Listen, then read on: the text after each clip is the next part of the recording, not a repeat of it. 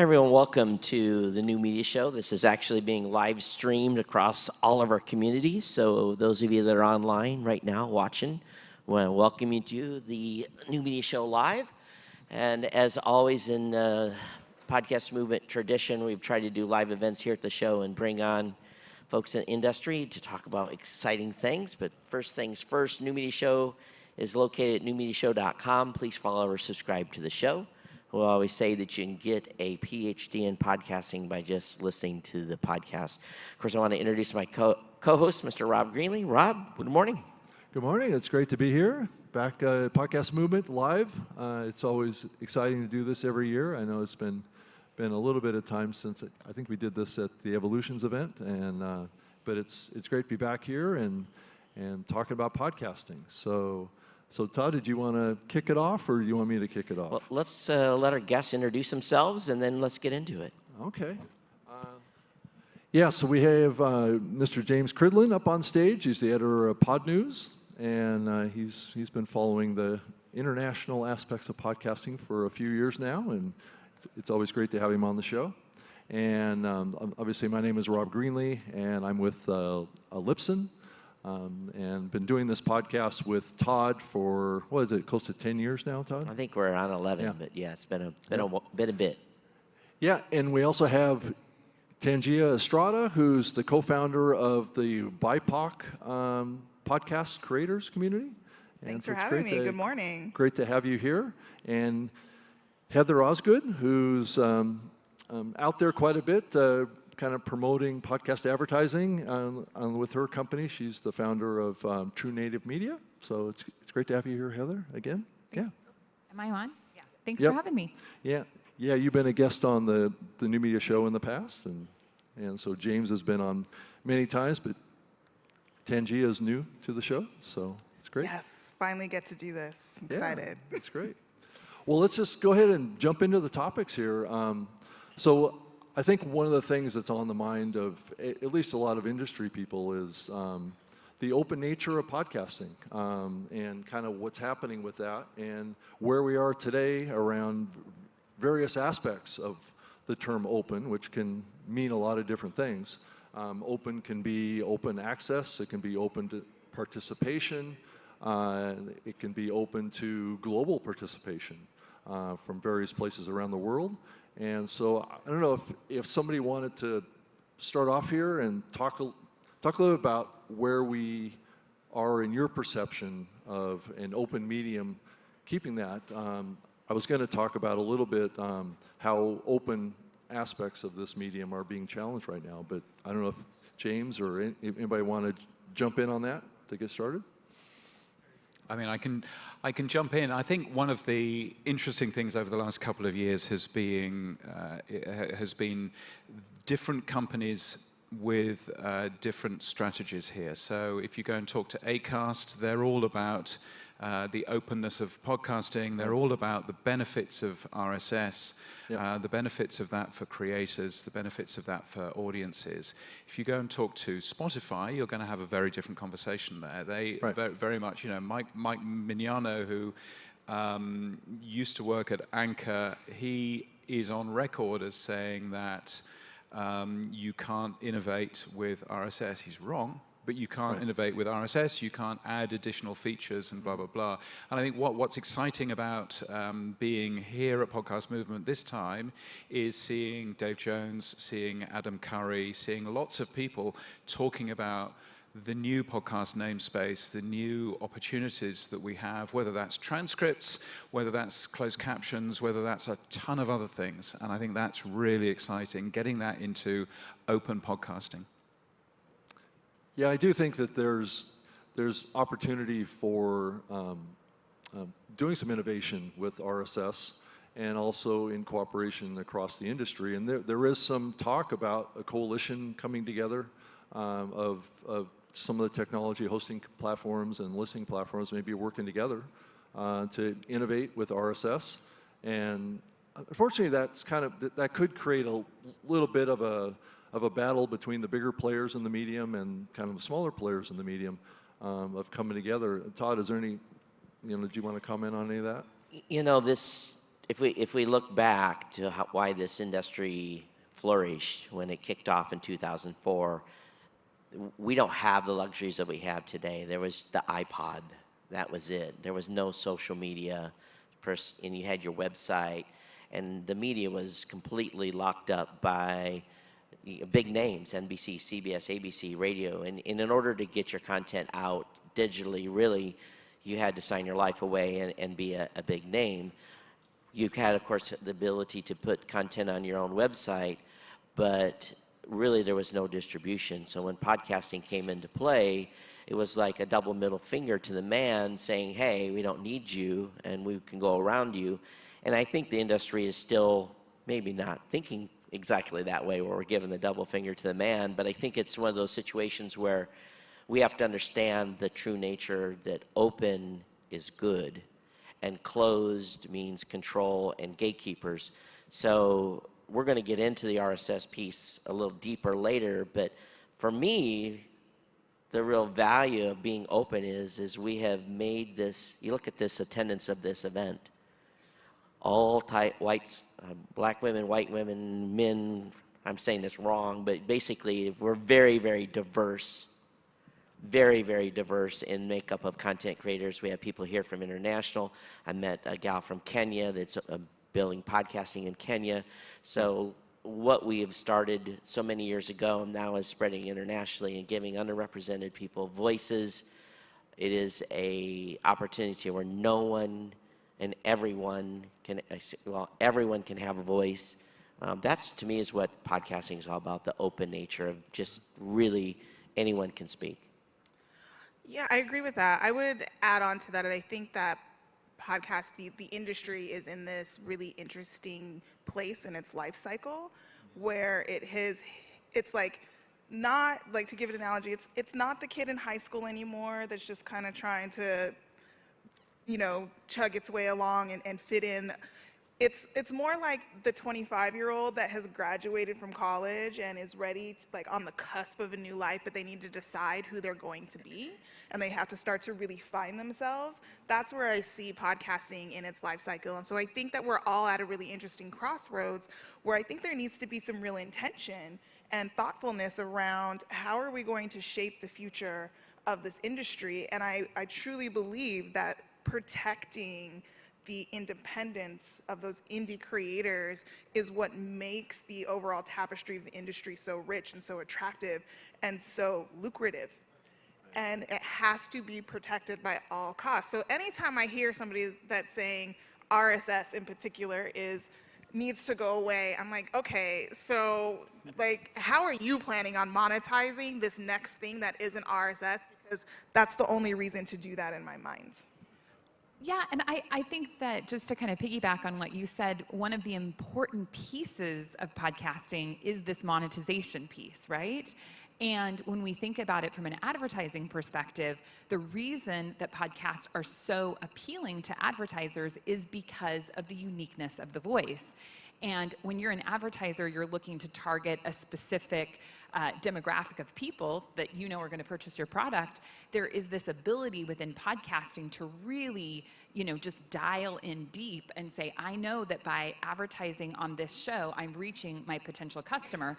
And when we think about the evolution of where business is at right now, businesses, most businesses, especially direct-to-consumer businesses, they do have a culture about them or a mission about them. That mission-driven business is very important. And so when we think about aligning with podcasts that have a mission that is greater, it's so valuable from an advertising perspective as well. And so it's about preserving it for the content creator, but also when we look at monetization, there's a lot of strengths in keeping that openness and independence as well. So as we think about all these topics, I think that one of the core values of podcasting really, at least my perception has been for many years, is that it's been, the concept of open means that it's open access, right? It's a level playing field. One of the things about podcasting that's always been its strengths is that it is a leveling of the playing field. Because prior to podcasting, there were big media companies that controlled access, and picked and chose winners and losers and chose what content to put up. And now you can choose to be a content creator. You can put up what you want to put up. And I think that's been the core values, is the diversity aspect. And I think what we've seen over the last few years is just the explosion of diversity. We've actually lived up to the promise of the medium more and more, and I think it's getting better and better all the time. We got more women involved, more different voices, races, genders, from global scale. I mean, I'm talking to people that are putting together events in Africa, in the Middle East. I've been invited to speak at these events. It's just amazing what's happening. I mean, podcasting has always been a global medium, but I think we're just reaching another phase where countries around the world are growing rapidly with podcasting. So does anybody else want to comment on that, of the current state of our diversity of podcasting? I do. Okay. That's my favorite topic. Yeah. So I'll just say, I will die on the hill that the future of podcasting is multicultural. And I don't just mean that in terms of ethnicity or race. It just is. Yeah. And I think particularly in the United States, everyone needs to take note. We tend to be very insular and very focused on what happens within our own borders here, but pay attention to what's happening in Africa with podcasting and how it's really starting to take off in a major way. And it's really elevating underrepresented voices in Africa. The same thing is happening in China, which is a closed society, and people are finding ways to use podcasting to have some autonomy, to have some agency politically, and it's dangerous for them, but they're doing it anyway. There's really exciting things happening internationally. There's exciting things happening here in different communities, like within BIPOC podcast creators, with Black podcasters, with women of color podcasters. There's all kinds of things happening, and so I will continue to just be saying, look, the future of this industry is very multicultural, and I sometimes look at these larger companies that are not engaging with multicultural audiences, and I really think in 5 years they're going to be irrelevant and they're going to be in real trouble with their businesses, and they need to get with the program now. So that's what I'll say about that. I mean, I could talk about this all day, but I'll leave it at that. Considering that where we are today, there's still this challenge that indies are feeling. We know that really the backbone of podcasting is made up of probably 90% independent content creators that are the GM, the talent, sales manager, show producer. They're a team of one or maybe two or three. While there has been this growth of folks finding people to assist and VAs and producers, but the majority of podcasters are very, very small production teams, and they often feel now that they have to compete and have challenges competing with a lot of the bigger shows that are out there that make up what I say is the other 10%. So I often I don't want to scoff at that. I understand the challenges, but at the same point, there's no reason why an indie should have to feel that they can't make it if they put in the time and do the work. Because if you compare podcasting to other mediums, if you think about YouTube, how many ever millions of minutes are being uploaded to YouTube every minute or every hour, how many ever blogs are out there, Facebook groups and so forth. You're really, if you look at the number of active content creators, you're really only competing with about 400,000 other voices. Even though there's 4 million shows, there's probably 400,000 active voices. That's nothing. That gives everyone the opportunity to grow. And it's the biggest question I always get asked: how do you grow your show? How do you grow your show? How do you grow your show? So I'd just like to spend a few seconds here. Do you feel indies are feeling challenged? And what is it they need to do you think, to compete? Anybody want to take that one on? So Todd, you're saying, what do they need to do to compete to grow their audiences? Yeah. If you're an indie, and I mean, what things should indie creators be thinking about as they grow their shows? I mean, commitment, what is it? Focus, bigger picture stuff. I really love to say that podcast listeners listen to podcasts. And for me, when I think about growing an audience, it's just really important that you're reaching people who are already in the space. You know, I think because we're in podcasting, we think everybody listens to podcasts. But the reality is that when you actually look at it, only about 30 to 40% of the US population actively listen to podcasts. Yeah. So when we think about, you know, sharing on social media, let's say, or to newsletters, I'm not saying those aren't things that you should do, but the reality really remains that if you reach someone who's already listening to podcasts, the barrier to entry is going to be lower, right? You know that they already have the apps on their phone, which obviously we have the phone, all the apps, but we know how to use the apps that are on our phone. You know, we know how to find the podcast. And so if you can do anything to get your show out there on other podcasts, of course, we have all heard about interview swaps. Promo swaps are really good. I have heard again and again that feed drops are super successful. And just a quick summary on what a feed drop is.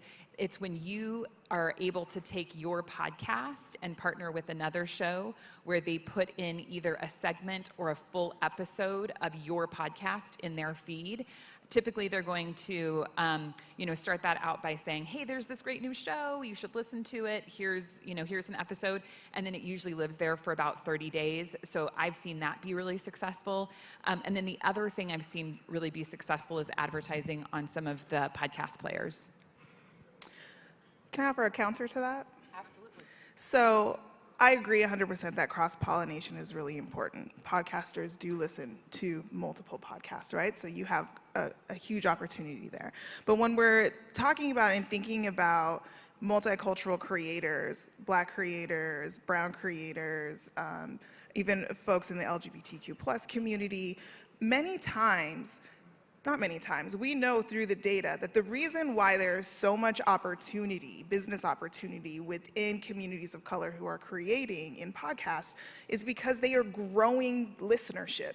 They are oftentimes the first person to introduce a whole new community to podcasting. And it has this, of course, massive ripple effect across the industry because once you listen to one podcast, you go out and you find other podcasts. So for those creators, yes, there's a cross-pollination strategy that needs to happen, but I would argue that what they're doing is exactly what they need to keep doing, and that's keep sharing it out with their broader communities because that's what's bringing their audience in, and that's what's bringing all of you an audience as well. Yes, this medium is a word-of-mouth sharing medium still. I know that there's research that's come out saying that the number one way people are finding podcasts now is YouTube. I would kind of counter that a little bit. I'm sure Todd would as well, that really what we're seeing there is people perceiving things on YouTube to be podcasts, but not all of them are podcasts. Very few of them are actually podcasts. Actually, I think we've done some research on this, and it's showing that actually most of the shows that people perceive as podcasts are not. They don't have an RSS feed. So I think there's an opportunity on both sides for those two sides to work more together. Podcasts getting involved in YouTube, YouTube getting involved in podcasts. So to cross-pollinate this, and I think that's going to happen as we see YouTube kind of develop their podcasting initiatives. When we saw in this last week that they launched a YouTube section titled Podcasts, though it's an editorial page. It's not really any kind of technical functionality that they've integrated podcasts yet, but I think it is a little glimpse of what the future might look like. I don't know. Todd or James, do you want to comment on YouTube? Yeah, I mean, interesting to see YouTube doing at least a little bit in terms of an editorial destination for podcasts. They have said earlier on in leaked data, which I managed to get a hold of, that they will be integrating proper RSS feeds into YouTube. Don't think it'll quite work the way that we probably want it to work, because my suspicion is that they will use that to pull in the audio and stick the audio onto their systems, so it won't work in quite the same sort of way. But I think that's certainly something which is interesting seeing. I've always thought of YouTube as being just another podcast player. It's just another place to put your content. This show is on YouTube. The Pod News podcast that I do every single day is on YouTube, as well as on smart speakers and all over the place. And you're finding more audience there. And I think, to come back to Todd's earlier point around indie podcasters and what they can be doing to grow, I think really the only difference between an indie podcaster and a podcaster that's working for a big organization like Stitcher, the #1 podcast company, or iHeart, who weirdly are also #1 for podcasts, I think the only difference between those is that they have the marketing. And you have to work harder as an indie podcaster to do the marketing. But one of the ways that you can work harder is to get closer to your community, is to get your information out there. Send me press releases, send me information. It doesn't have to be a brand new show. You can make up newsworthy reasons why I should be, it might be your 200th show. It might be that it's the first show that you've recorded underwater. I don't know what it is, but, make up something which is newsworthy, and I'll definitely cover that, yeah. I've always said that I don't care where the audience listens or watches as long as they do. And from a listener perspective, they don't care about RSS. As podcasters, we care about RSS for really one reason. It's the ability for us to remain in open space and get the distribution the way we do now. It's a distribution technology. But that said, at the same time, it's really a situation where podcasting today, in my opinion, is the last bastion of free speech. Very few shows that have been delisted off of different platforms are actually gone. They still exist in the ecosystem because of RSS, whether you like them or not. So from that perspective, I've always said that podcasting is this great equalizer that allows people to have a voice. We may not like their voice, but they still have the ability to put a show online and be heard. So I guess that's my definition of the unique value that podcasts bring to the marketplace. Can anybody add to what is unique to podcasting that we bring to the world or to the marketplace with the content we create? I think it's intimacy. I think there's a real relationship there. I tell this story sometimes when people ask me how I started podcasting, and I say I started podcasting because I wanted to learn how to podcast, and I thought someday I'll have a good idea. If you like this show, DM me. Otherwise, it's going away forever. Fine, no problem. And I thought, that's what's going to happen. It's going to go away forever. And then I started getting dozens and dozens of DMs for the next week telling me to bring back the show from people I had never met before. This was like not my mom and her friends, right, or my best friend and her friends. These were real people, and they were leaving me messages saying, wow, that episode really spoke to me, or I really love the way that, this question that you asked, it really got me thinking, and a relationship was born. And that's unique. I mean, I don't see that happening on YouTube. I mean, I'm not really a consumer of YouTube, so maybe that's why.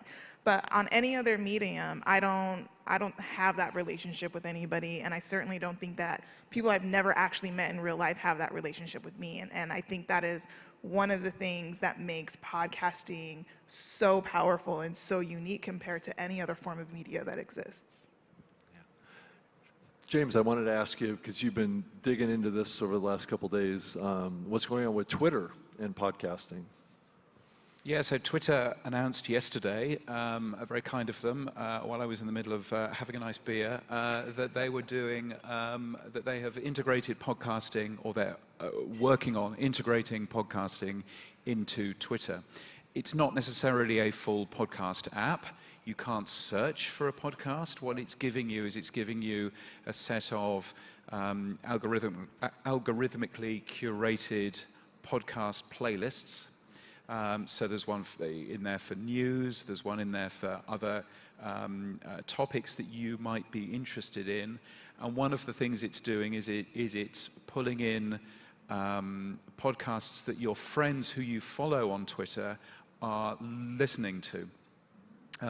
So it's a good, interesting way of podcast discovery, of finding new shows, although I suspect they're going to be the big shows that you find through there.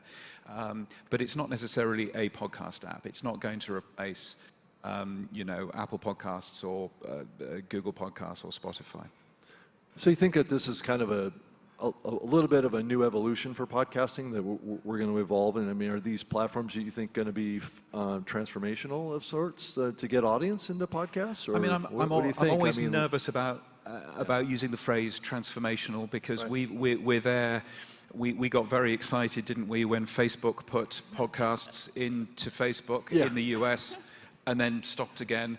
We got hugely excited when Amazon was getting into the podcast space, and it's a very good month when I have 2 listens on Amazon Music. So I think we need to be careful in terms of the transformational stuff. But one of the things that I'm very keen on is that we focus, as Heather was saying earlier. There's a lot of people in the US who listen to podcasts. There's also a lot of people in the US and around the world who don't.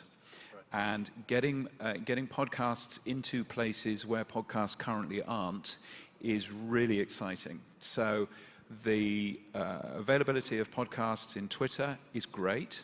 The availability of podcasts in YouTube, if they're still podcasts, is great. But also marketing podcasts in a place that isn't a podcast player. I am really astonished every single time I get into a train or onto a bus that there's no advertising for podcasting in there. It's the ideal environment to advertise a podcast. Why are we not using things like that? We all understand how QR codes work now. After this pandemic thing, I don't know if you had it in the US. I certainly haven't had it here in Texas, I'll tell you. But everybody knows how to use a QR code. That's a great thing to stick on a poster in a bus stop, somewhere where you've actually got, people there.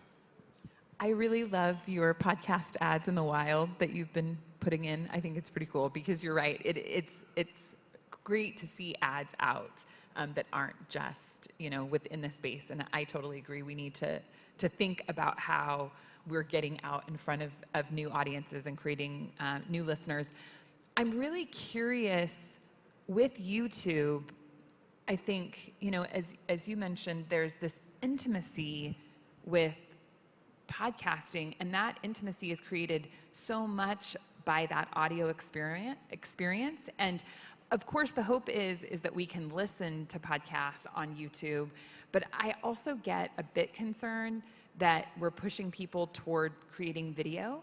And I know I had an interesting conversation with a woman yesterday, and she's like, do I have to do YouTube? And I said, well, it's going to be better. You're going to grow audience. And she's like, yeah, but I don't want to do video. That's the reason I'm starting a podcast, is because I like just audio.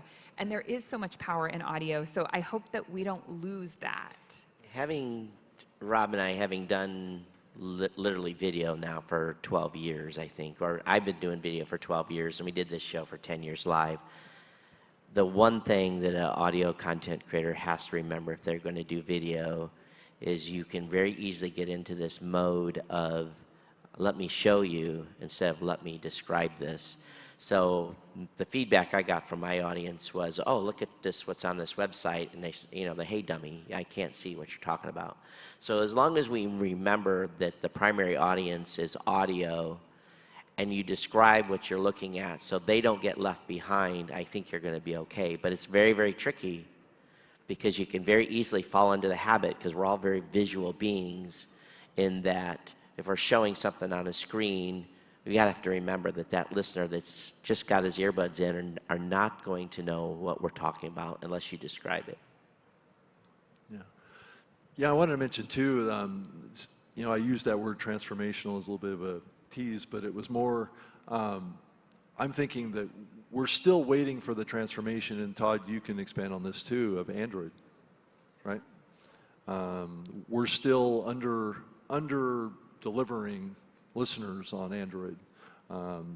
Apple is still the dominant player. I mean, it's not even close really if you look at the actual download numbers as a comparison between Apple and Spotify. Apple's still kicking everybody's ass. I don't know, do you want to talk about Android, Todd? You know, 3 years ago when kind of Google started, or 4 years ago when Google started to like take an interest in podcasting, I had high hope. And then it went for about a year and a half and it fizzled out. My perspective is a little different. We built a one-click subscribe on Android very early on, and our customers always trend higher on Android because we gave them the same experience for Apple as you would have for Android, even though it was a little bit convoluted in how you had to get there. But I hear it in podcaster shows. They talk about Spotify, they talk about Apple Podcast, they never mention or they never remind their audience members that don't use those services that they can listen on an Android-based podcast app. And that is probably why Spotify is doing so well. If you have a look into, so it's 50-50 Android versus iPhone here in the US and in Canada. But once you start looking into much of Europe, once you start certainly looking into Africa, into Asia, there's a lot more Android devices out there. And I think that's one of the reasons why Spotify is doing so well, because Spotify is available on the Android platform and works in exactly the same way. And I think what would be interesting is, I have an Android phone because, you know, I prefer a decent phone that does things. So therefore, what I would really like is for Apple Podcasts. They already have Apple TV Plus on Android. They've got Apple Music on Android. Now that Apple can earn money out of Android users by selling them a subscription, wouldn't it be great if there was an Apple Podcasts app on Android? And I'm sure that they're working on that because A, they're not stupid, and B, I'll end up losing another bet with Adam Curry, which I've already lost for last year. But I think, you know, that could actually be quite a turning point. You know, much though I don't necessarily want to be pointing everything towards the Apple ecosystem, because that's also not particularly good. I would just say, wouldn't it be interesting if those people that really believe in open RSS, those companies out there, whether it's RSS.com, whether it's Libsyn, whether it's Blueberry, whether it's all of the other podcast apps, which podcast hosts which are out there, maybe one of the things that they could be doing is putting a little bit of money into our ideal podcast app.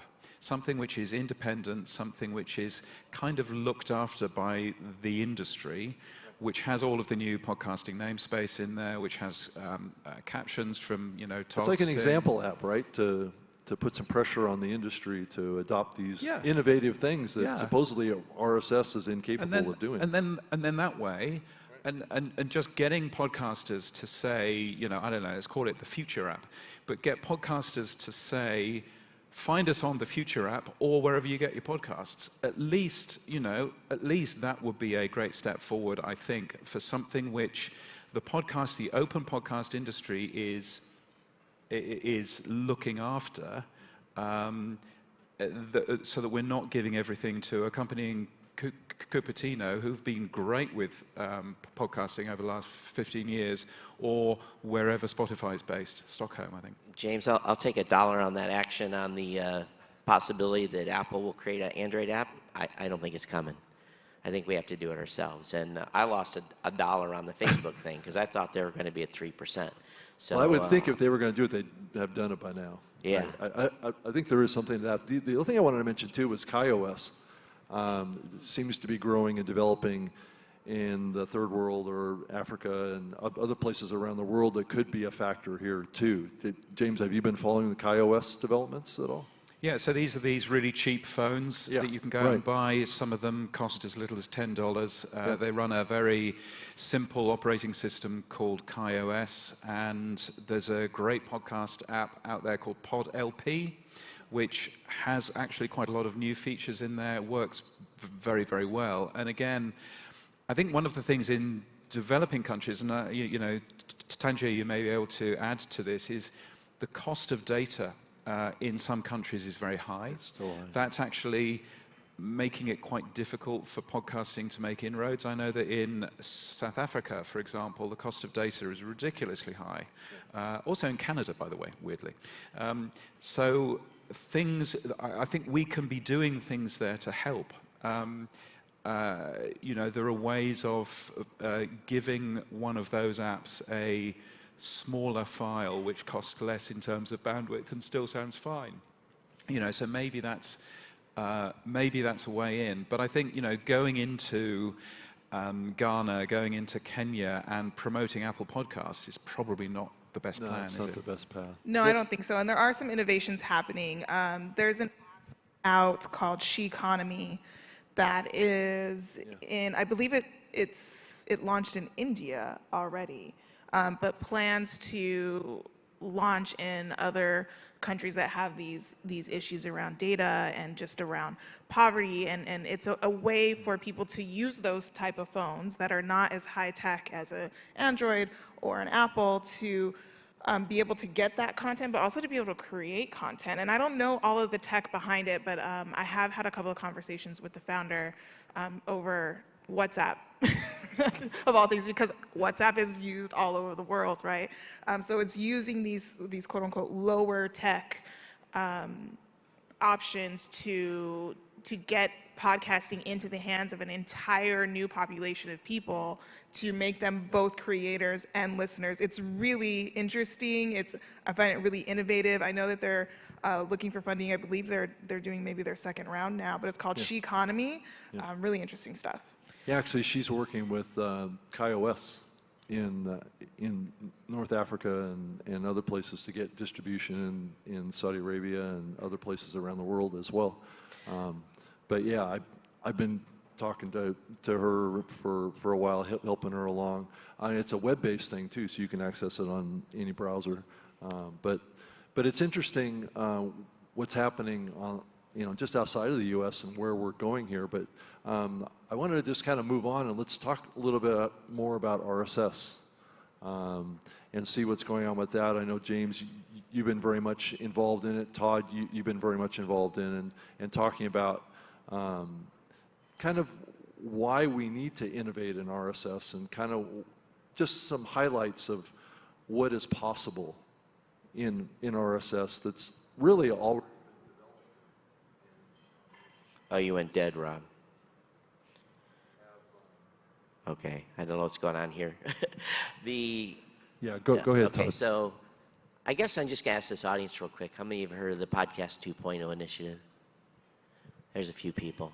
Okay, so and James, you've been involved with it more than I have, but with Adam Curry and Dave Jones taking the leadership and extending RSS. And for those of you who don't understand what that is basically we're adding functionality to the RSS feed and giving it more features. I guess that's the best way to say it. I think we got some tailwind, actually. It's not headwind anymore. I think we got some tailwind pushing us along. What's your perspective on RSS 2.0? And for those that are maybe watching, don't fully understand, what's the 411 on basically extending RSS? I mean, I think one of the exciting things about extending RSS, so it doesn't break anything which is out there. It adds additional functionality. It adds things like captions. It adds alternate enclosures, so you can do that low bitrate file if you want to. It adds, information about location to your podcast. It adds all kinds of stuff. But I think what's exciting about it is that it's really doing a lot of additional functionality into podcasting that is openly available. And there isn't Spotify producing video podcasting that only works with Anchor. It's none of that. It's something which is much more open and available. What's been exciting is lots of different podcast companies are beginning to support some of these new features. So whether it's Todd's company Blueberry launching closed captions, which Buzzsprout has been supporting for a while as well, whether it's other companies supporting the people tag, so you know who's in this particular podcast, which Buzzsprout and Captivate support. It's all of these additional tools which I think is just adding new functionality to the podcasting world. And can in time also increase the amount of revenue that we can make from podcasting too, because your podcasting apps can be cleverer at knowing what's in this particular show and what should be advertised next to it as well. Yeah, certainly there's functionality that is going to be added potentially if the industry comes together and tries to support this in cooperation with the listening apps. Transcripts, like Todd just launched closed captions in his web player, and so these are the kind of innovations that the industry needs. Todd, did you want to talk about closed captions? Well, you come down and see us, we'll talk about that. But the main thing I want to think about for the community on the extension of RSS is that one of the goals is we keep the listeners in the app. And then there's this direct connection to the creator. We're not shoving them over to PayPal. We're not shoving them to some commenting system. The end goal is to keep the listener app in a cross-app functionality to allow us to build community, to monetize, to have a lot of functions happen in the app, and also have the app developers rewarded being part of the maybe micro earnings that is going to happen through this process. So I think that the key here is we want to keep the relationship with the creator and the listener in this extension. It's very, very important. Yes, I'm a hosting provider, but what I want you to have a relationship with your listener and help you grow your show that way through the community building. So I think this is a lot of the focus that's going on with Podcast 2.0. So if you're using an app that doesn't have some of the Podcast 2.0 features, ask that app developer to do that. Put something in there that you may see in the new Fountain app or CurioCaster. And maybe these are words that you've never heard before. Go Google them or go over to Podcast Index and take a peek. It's so important for us to understand who is listening to our podcasts. And I would say that in my experience, that's one of the bigger challenges, at least from an advertising perspective, that we really do have, is this deep understanding of who exactly is listening. So anything that we can do to move closer to that, I think is super valuable. Well, I think it's really smart. I mean, you hear people complaining and then like being on Twitter and saying things like, your host they're just a host. They don't actually do anything, right? You've probably heard all of this stuff. And I have wondered when I saw that, it seems to me that it behooves a host to help the creator own more of their audience.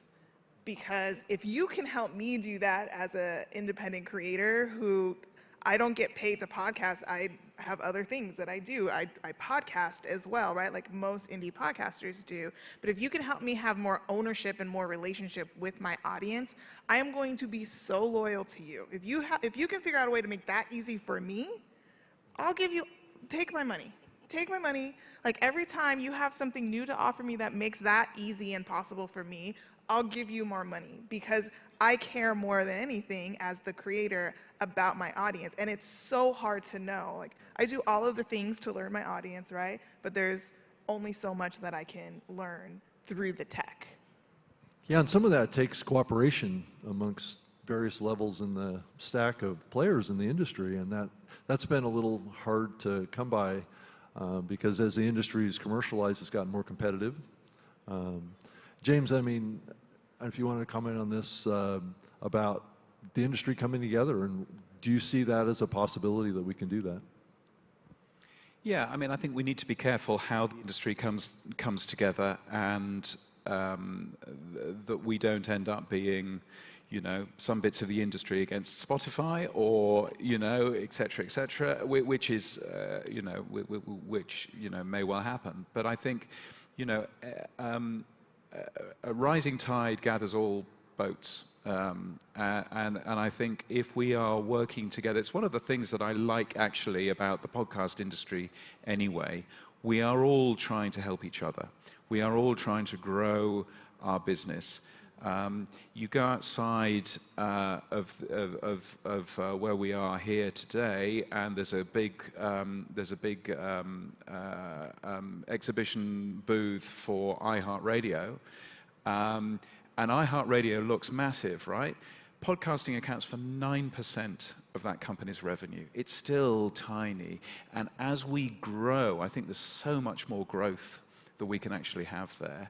And we will get that growth faster if we are all working together for the same common goals, and working together both in terms of new features in podcast apps, but working together in terms of how advertising is sold, how we talk about advertising, how we, how we do analytics, all of this stuff. And I think, looking overseas as well, and how different markets are also behaving in other countries, again, is really useful in just growing this as a medium for all of us, not just here in the US, but across the world in terms of where podcasting can actually go. It's very exciting, by the way. It's a media which is a proper global media, which we actually don't have. TV is very, very local. Radio is very, very local. All of a sudden, podcasting is going to be the first proper global medium that will sell in the same way everywhere, that we work in the same way everywhere. And I find that really, really interesting. There's a chicken and egg issue at hand too, in that what comes first, the chicken or the egg, right? For a long time, I had the perspective I have to build for the 97%, and these outlying things that the 3% was, why should I build for that? It's not going to make me any money. So I run a podcasting business. I have to make money. I have to pay bills.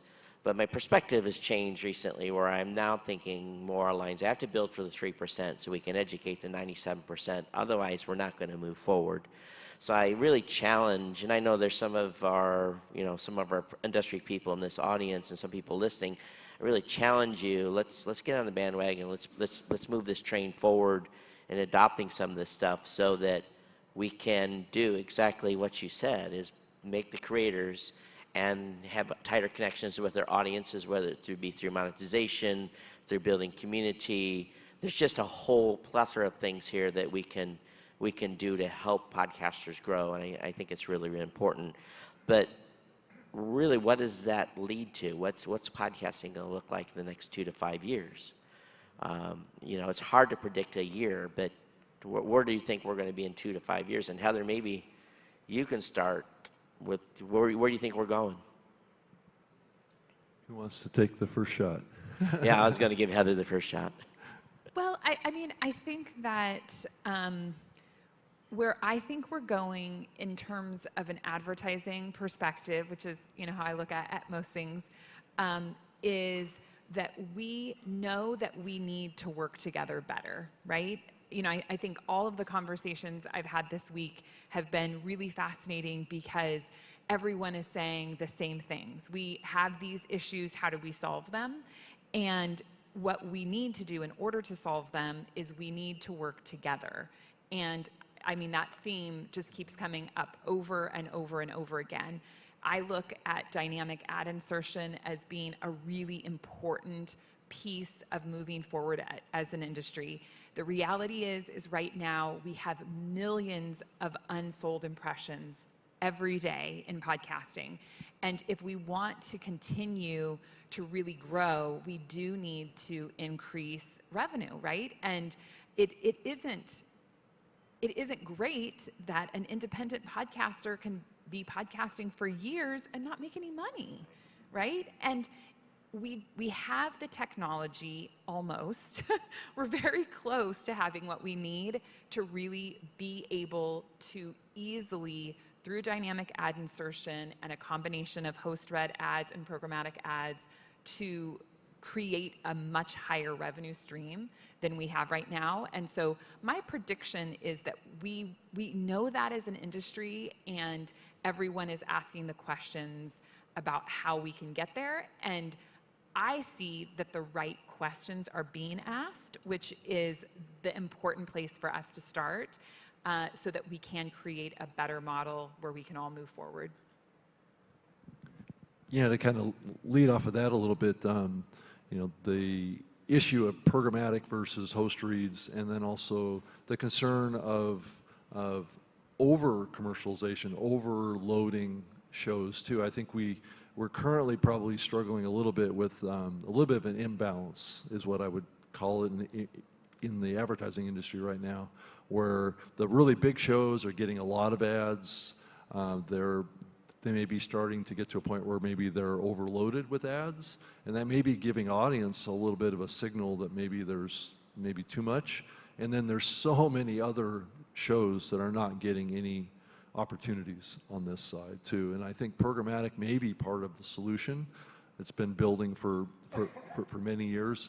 And it's just creating kind of more of a balance. And I think the industry, part of what you're saying, Heather, is the industry needs to come together to basically establish some baseline standards, maybe guidelines, however you want to call it, around ad load, around aspects of frequency and other things that maybe will preserve this medium as what it was built around, and that's fairly non-commercialized.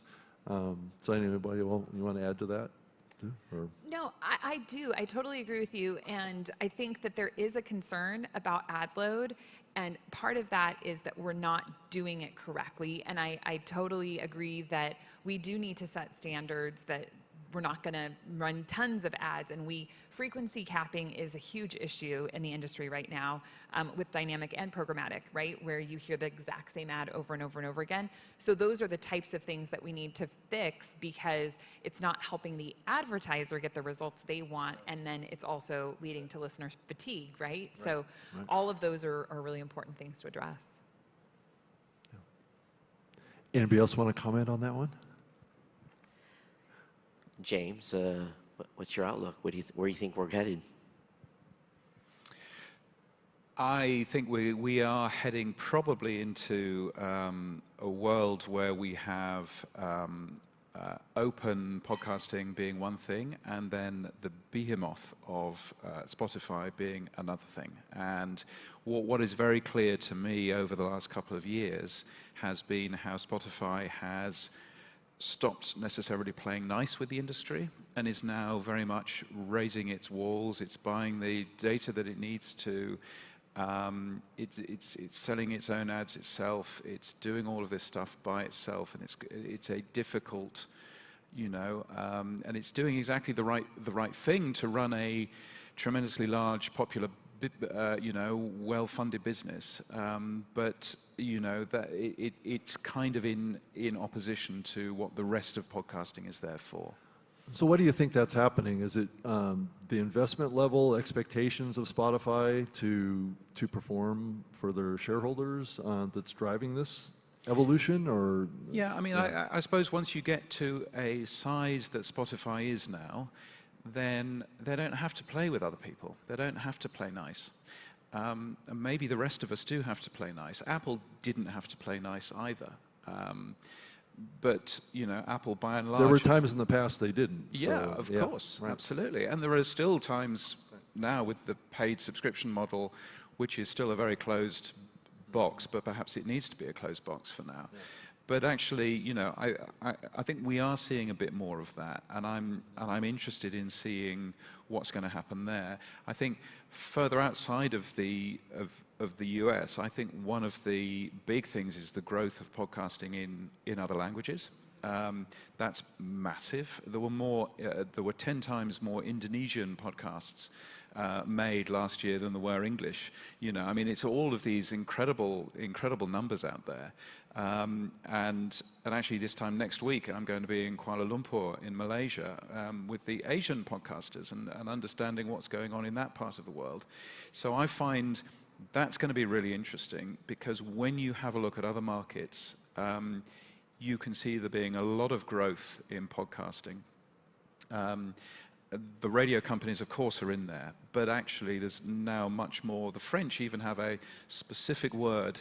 They call it a native podcast. And a native podcast is something which has been made as a podcast that wasn't a radio show first.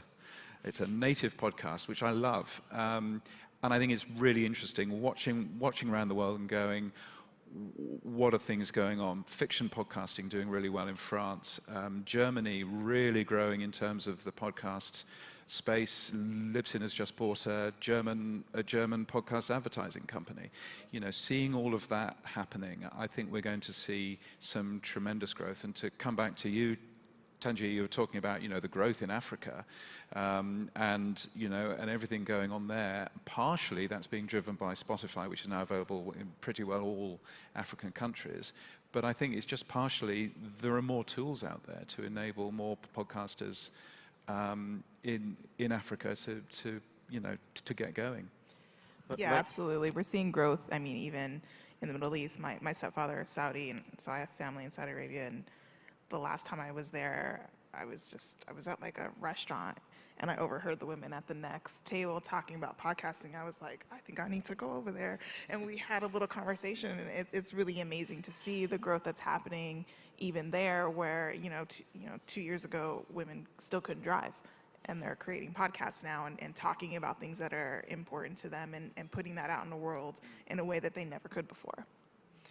My perspective is that women are currently leading the content creation game. There was some information that came out contrary to that recently, but we don't see it. We see women leading the pack in creating new podcasts.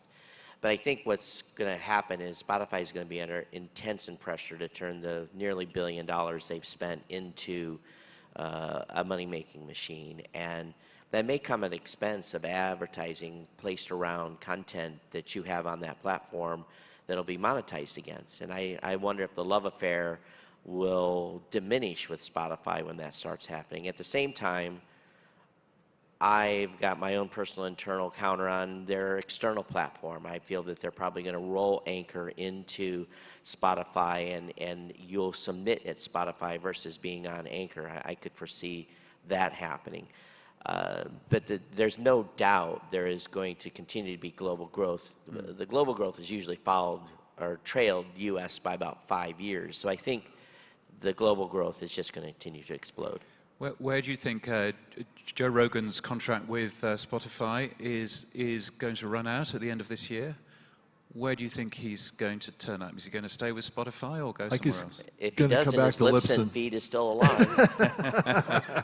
Go back to Libsyn. He's going to go back to Libsyn.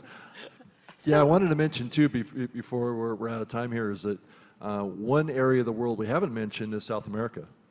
And 15 more minutes, that's slow. Oh, we do? Okay, that's good. And South America has been booming for many years, Todd. I know you work with a lot of South American podcasts. What's going on down there?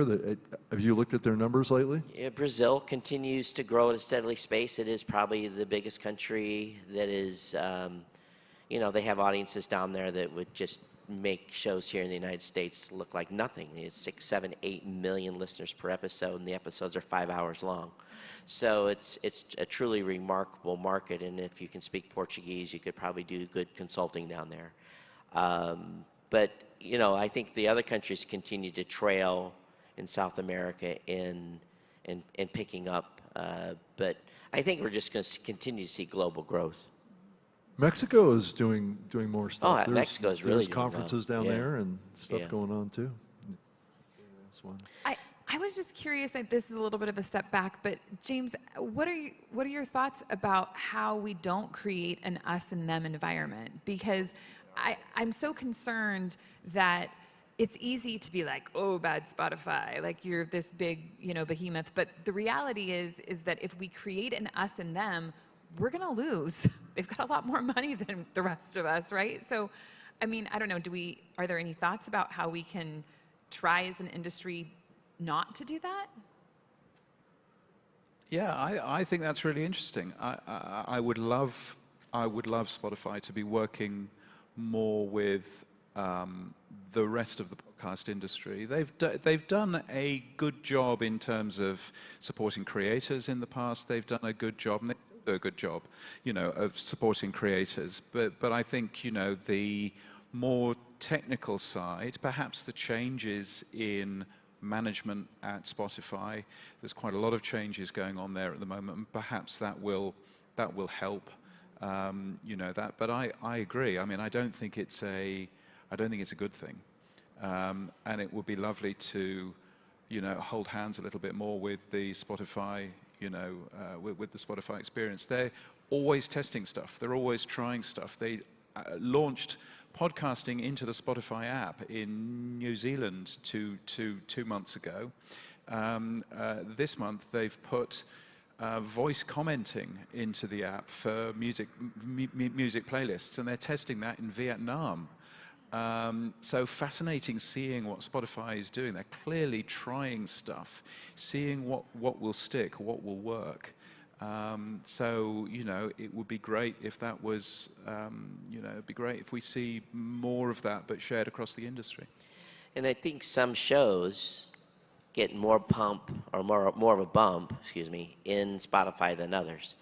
It definitely attracts a certain demographic of shows, age group, content. This show does nothing on Spotify from a listener standpoint, as one would expect. It's really not content that's geared for a Spotify audience. But I think Spotify has become a pretty significant walled garden. I don't know if they want to play, to be honest with you. And we'll see. But, who wants to go and listen to voice comments from your show in Spotify, another place to go collect data where you don't really have a good opportunity to interact with your audience? Well, I think that Spotify, if we're talking about Spotify specifically, is at I don't know if it's quite a crossroads, but they're at a place where I think they're starting to take a different look at their brands and are thinking a little bit more thoughtfully about what the impact of their brand has been in the world at large, and not just on podcasters, but like across the music industry. I had an interesting conversation with somebody that called me up and asked to survey me. They were doing some work with Spotify about my perceptions as someone who co-founded BIPOC Podcast Creators and what I'm hearing. It was just a very interesting conversation to hear that they are, at least somewhere in the organization, thinking about impact. And I think that's new. I think it's probably a result of some of the fires that have happened with their brand recently.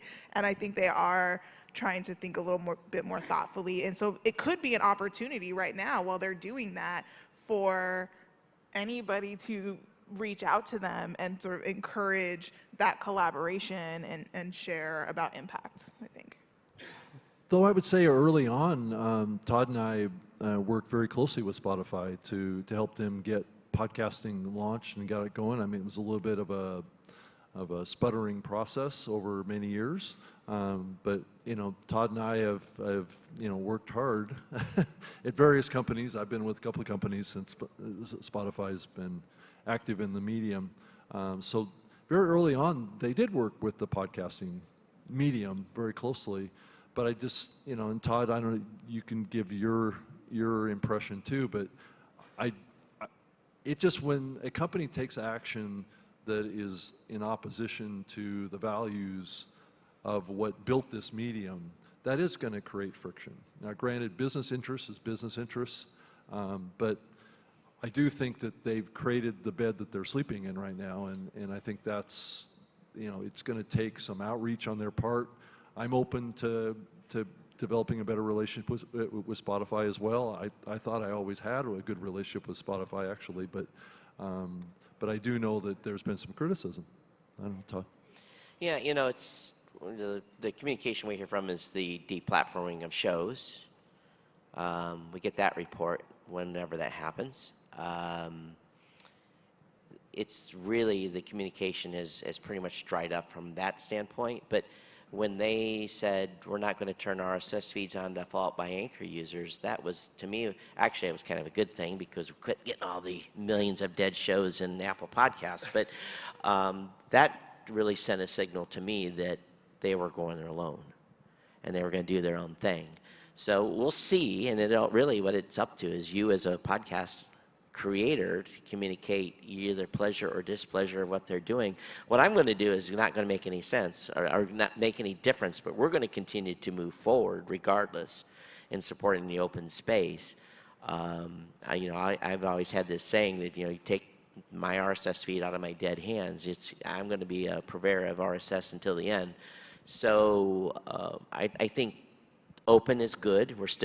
I'm not worried about the space becoming closed. I think we just need to keep advancing the space. We've got about 10 minutes, and I want each of you to get a chance, before we take a few questions from the audience, to talk about your businesses and what you're doing. So try to do a couple of minutes each. Just let the audience know what you all do. Well, I wanted to maybe we can start out with Heather talking about a new initiative that she's working on, helping podcasters sell their podcasts. So why don't you tell us about that? Yeah, absolutely. So I've been working, with hundreds of shows over the years, and had so many instances where podcasters get very tired of their shows, and they are like, "Gosh, I think I'm just going to stop producing episodes." And I've always been like, "No, don't do that. Your podcast is super valuable. You should sell it." But of course, there hasn't ever been a very good, easy vehicle to actually sell podcasts. So I have partnered with Ben Richardson and Alberto Batella at rss.com, and James is an advisor of ours as well, which has been really helpful. And we've started the Podcast Broker, and on that, we can list your podcast for sale, and then others can come and buy them. And we've launched that this week and had a really good response to it. Super excited to get that started. Yeah, it's been around a long time. I've known maybe a half dozen podcasts that have sold successfully and transitioned. It can be a little tricky transition when you think about it. But does anybody else have anything? Go ahead and Tenji and tell us about the BIPOC community. Sure. BIPOC Podcast Creators is an online community for creators of color across the entire space. So it isn't just hosts, like indie hosts doing their own shows. We also have members that are editors, sound engineers, people that work in like the back office in podcasting companies, various places throughout the industry. Our goal with our members is to support them in reaching their full potential in the industry, whatever that means to them. So we're not the 101 group. Like, we don't do how to start your podcast and how to pick a mic or stuff like that. That exists all over the place. We're really about those creators that are on the in-between space. They're here, they're building something, and they want to sell it, or they want to build a career in the industry, and they need help with connections, with resources, with networking, all of that. So that's what we do on the creator side. On the community side, we're also a consultancy, and we work with media companies to help them increase their multicultural engagement. It's really exciting, but the thing that we're really most excited about, and the thing that we're most focused on, is that we are, with our creators, is we are building the premier talent pipeline for creators of color across the industry. We have lots of companies that come to us saying, "I need this kind of talent, I need that kind of talent." And again, if you're an independent person that has come into the podcasting industry, you probably don't know anybody. And we all know that careers are built by networks, by people that you know. And so we are creating those connections between our members and the companies and the opportunities, and we're watching it grow. So we're excited about that.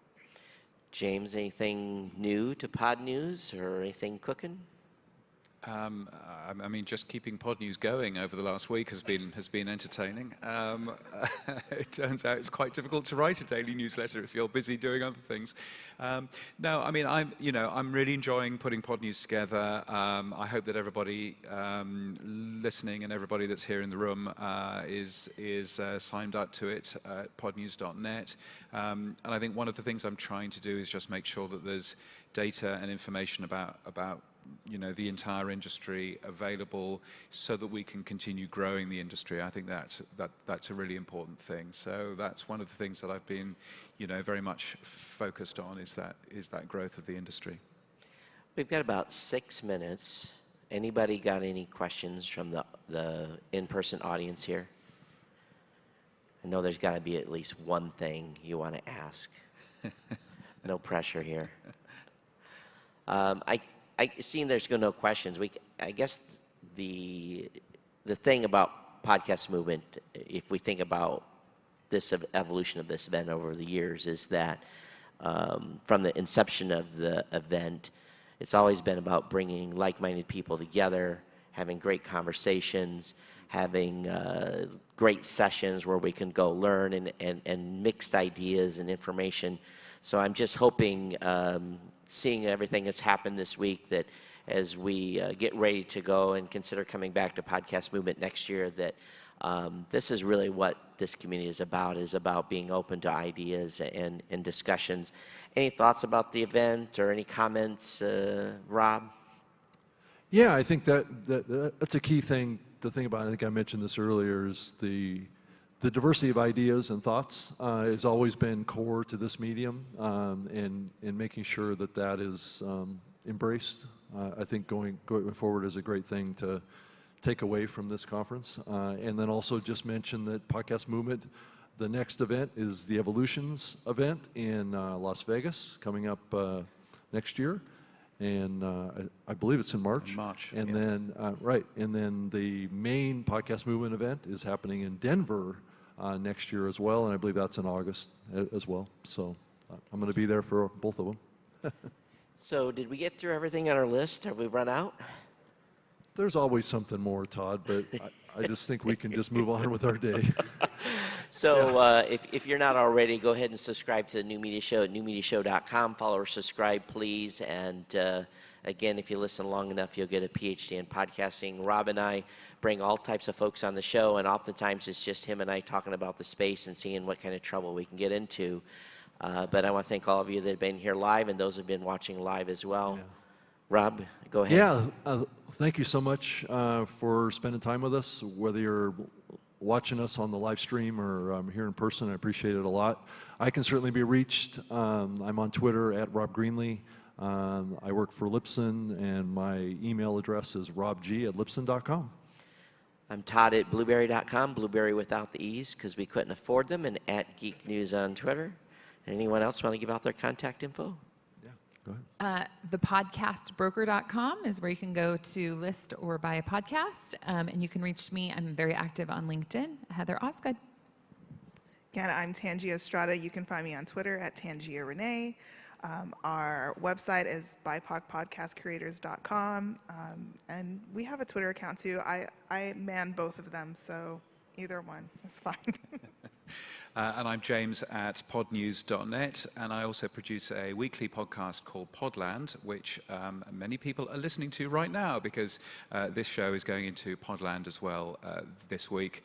So if you're a fan of the New Media Show and you want to hear even more white men talking about podcasting, then by all means do. You'll find that called Podland in your favorite podcast app and also in Spotify. Thank you everyone for attending, and we'll see you next time here on the New Media Show. Thank you so much. Thanks.